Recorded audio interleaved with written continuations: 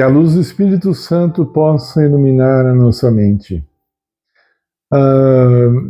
Hoje existe no YouTube, eu não sei quantos, eu não pesquisei isso, mas pelo menos um canal que tem sido bem sucedido. E o que eu quero dizer com bem sucedido? Tem recebido muitas visualizações porque faz fofoca gospel. Imagine você ter alguém que professa ser do povo de Deus, que serve a Cristo e vive de fofoca. E você sabe que a fofoca é perigosíssima porque ela sempre vai além da verdade, né? Primeiro que nós temos que questionar, a primeira coisa, eu preciso saber disso aí? Eu preciso ter essa informação na minha vida pessoal? Posso eu me dar ao luxo de gastar tempo com esse assunto? Isso é uma das coisas que você tem que pensar e se aperceber. E a outra coisa é Deus está feliz com isso, né? Deus me chamou para isso. Isso faz parte de um ministério. Imagina, ministério da fofoca, né? Eles não usam essa expressão, mas é o ministério da fofoca. Isso é aprovado por Deus, né? E eu ainda tenho outra pergunta importante. Satanás fica triste quando ele vê esse tipo de informação sendo espalhada? Ele fica triste? Porque se ele não fica, alguma coisa está errada. E esse é um tema que eu quero muito falar com vocês outra hora, né? Quando Satanás não fica triste, né? Perigoso isso, né? Mas a pergunta do nosso vídeo é: quanto é que o pastor Malafaia recebeu de dízimos em 2025? Quanto? Eu tenho esse número? Claro que eu não tenho. Eu tenho acesso a esse número? Não, eu não tenho, a menos que eu chegue ao pastor Malafaia e peça para ele mostrar o imposto de renda dele, alguma coisa assim, que ele faz isso. E mais uma vez eu quero dizer, eu não estou aqui como advogado do pastor Malafaia, nem como acusador dele, eu estou aqui chamando vocês para as verdades divinas, as verdades do Senhor Jesus. Então, o ponto é, eu tenho muitas perguntas aqui, eu precisava de um vídeo muito maior, mas eu vou tentar aqui resumir o máximo possível.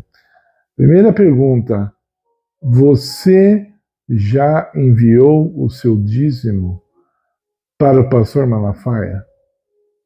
Primeira pergunta. Eu sei que a maioria, mas a maioria que assiste o meu canal aqui, não enviou. A segunda pergunta: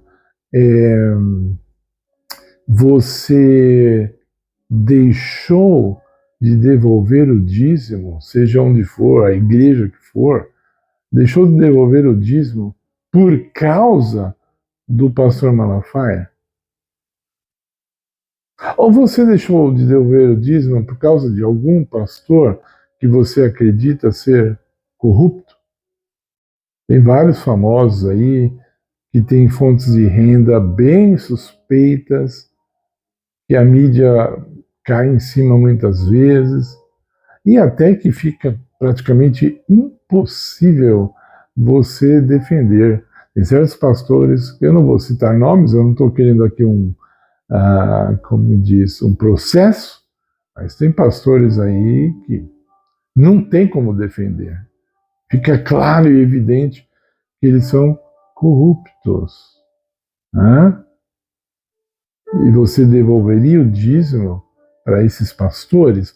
Você continuaria, ou você continua devolvendo o dízimo na igreja desses pastores que são escandalosamente corruptos? Ok? E aqui eu estou excluindo o pastor Malafaia porque nunca nada foi provado a respeito dele, tá? De novo, eu estou aqui defendendo a verdade, não estou aqui defendendo um homem, eu não pertenço à igreja do pastor Malafaia, e vou responder já, nunca dei meu dízimo para o pastor Malafaia, nunca vou dar, ok? E eu tenho os meus motivos, vocês vão entender durante o vídeo. Ok. Agora, em Malaquias, capítulo 3, do verso 8 ao verso 10, Deus está falando, não é nem o profeta, não é Malaquias que está falando. Malaquias está dizendo o que Deus falou. Ele fala assim, Deus diz isso aqui. Deus diz que não é para reter o dízimo. Deus diz que quem retém o dízimo está roubando a ele. Deus diz. Deus diz que quem devolve o dízimo vai ser abençoado. Deus diz, quem devolve o dízimo deve sim esperar por bênçãos, porque está provando ao próprio Deus. Ele fala assim, provai-me nisso. Deus está dizendo, olha, quando você devolve o dízimo, você está provando a minha fidelidade, você está provando para saber se eu sou bom, você está provando para saber se eu sou um Deus que providencia aquilo que seus filhos precisam. O Deus da providência, ele é o Deus da providência. Abraão chamou a Deus de Jeová Jireh, que é Deus proverá, né? Ele falou para Isaac, Isaac falou, pai, está tudo aqui, mas cadê o cordeiro para o sacrifício? Aí ele fala, Jeová Jireh, Deus proverá. Então, nós chegamos a um ponto importante. Uma pergunta importantíssima. Talvez a mais importante do vídeo. Deus desabençoou o dízimo? Porque a Bíblia fala que ele abençoou. Que o dizimista é abençoado por devolver o dízimo. A Bíblia não mostra em nenhum lugar que Deus retirou essa promessa. Então, peraí. Quando você devolve o dízimo, quem é abençoado? O pastor, a igreja, que você devolve o dinheiro ou você? Deus falou assim, quando devolver o dízimo, a tua igreja vai ser abençoada, mas você não.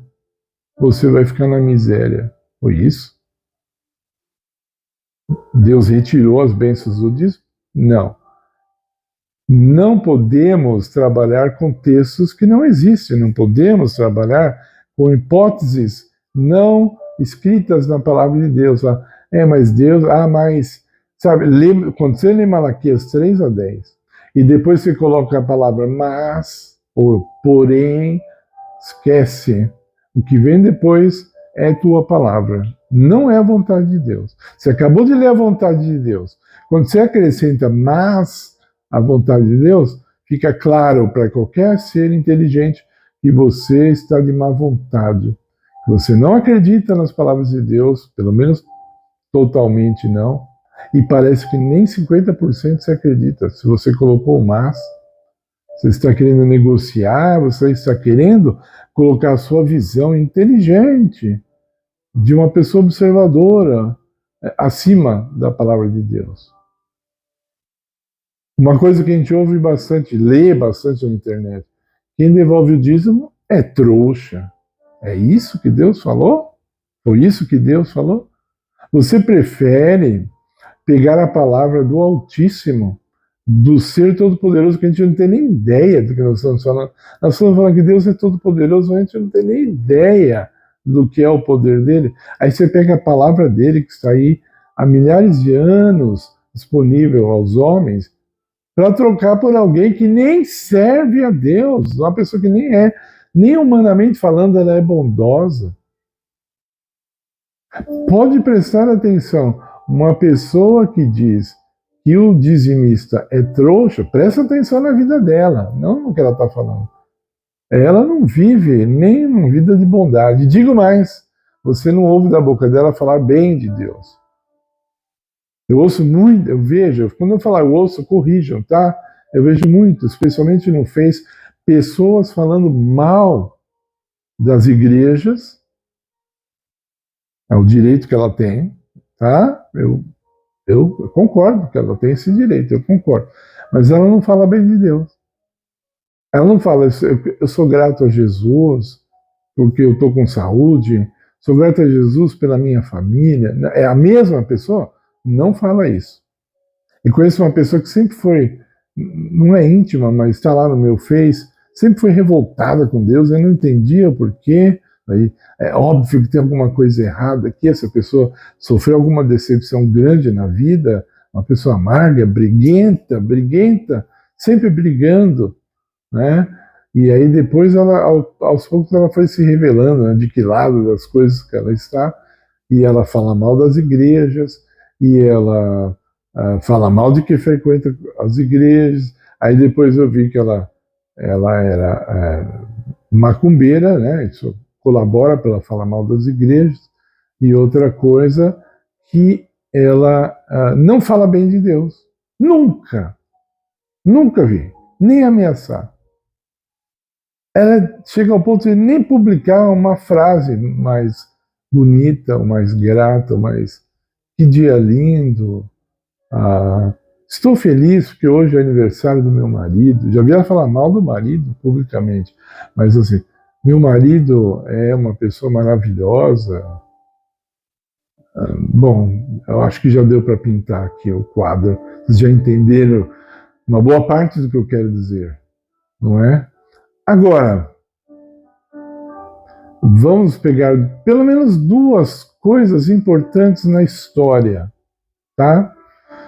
Quando os judeus, seguidores de Cristo, ouça bem, judeus, seguidores de Cristo, quando teve aquela quebra, Jesus morreu, Jesus ressuscitou, começa uma igreja nova, a igreja cristã, eles davam o dízimo na sinagoga? Não. Eles começaram a ter o dinheiro ali para as viagens de Paulo, de Pedro, de João, para a alimentação deles, né, dos missionários. E fique claro uma coisa aqui, antes que eu me esqueça, eu estava me esquecendo. O dízimo é para a pregação do evangelho. O dízimo é para ser entregue aos pregadores do evangelho. Você não pode pegar o dízimo e falar, eu vou comprar de comida aos pobres. Aí as pessoas aplaudem, é isso mesmo, mas não é isso que Deus falou. Você não tem a ordem de Deus para fazer isso. Você pode fazer isso além do dízimo, com o seu dinheiro, faz, assim, ótimo se você fizer isso. Mas os 10% que Deus pediu ali é para a administração do evangelho, para a pregação do evangelho. Tá? Então, os judeus estavam pregando o evangelho na sinagoga? Não. Então, os dízimos começaram a ir para quem estava pregando o evangelho. Os apóstolos, enfim. Não vou entrar em detalhes agora, leia a Bíblia e você vai entender. Passaram-se os anos, e aí tem uma nova quebra na igreja cristã. Saem da igreja católica, devido à perseguição dela e à corrupção financeira também. A indulgência é uma coisa que chega a feder. Você poder comprar a sua salvação com dinheiro. Vem Lutero, principalmente, combate, e aí os dízimos pararam de ir para a igreja católica. Começaram a ir para as igrejas protestantes, para os pregadores do evangelho.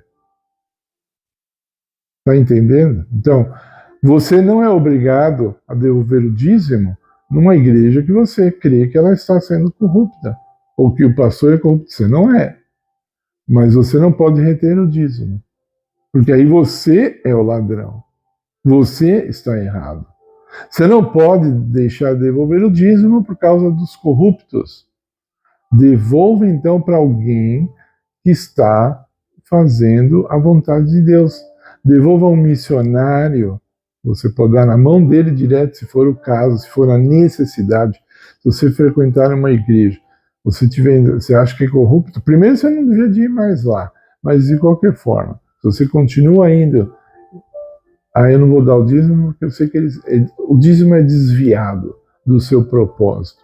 Então devolva para quem está fazendo a vontade de Deus. E não me diga que não existe isso, porque você vai ser mentiroso. Eu mesmo conheço várias pessoas que trabalham para o Evangelho que merecem receber o dízimo, pois elas vivem disso. Elas vivem do Evangelho. Paulo, por exemplo, digno é o obreiro do seu salário. Então, o obreiro é uma profissão. Por que ele não vai receber? Existem, no nosso país, que é um país católico, muita gente ignorante. Eu acho que padre não tem salário. O padre, ele vive de ar, né? De brisa, de oxigênio só. Não, o padre tem salário. Você sabia que o padre tem salário? É uma profissão. O sujeito estudou pelo menos 4 anos de teologia. Ele está lá na paróquia dele, atendendo os fiéis, fazendo o trabalho dele, orfanato, né? Tem padres que fazem um trabalho enorme. Não merece receber. Aí fiquei sabendo que o padre tal recebe. É o salário dele. O que você esperava? O que você esperava? Um padre não pode ter carro, um pastor não pode ter um carro, tem que andar a pé, de ônibus, lá. Certo? Porque você quer, né? E você quer. A Bíblia não fala nada disso. O Evangelho não exige isso. Tá? Então, é porque você quer.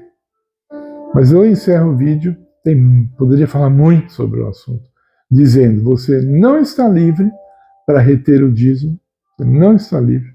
Você não está livre para usar o dízimo do jeito que você deseja. Você não está livre para reter o dízimo porque pastores são corruptos. Você não está livre. Você não é trouxa de devolver o dízimo.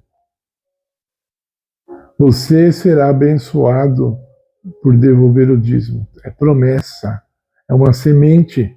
Deus fala assim, provai-me nisso. Ele fala, eu vou abrir as janelas do céu e derramarei bênçãos sobre você.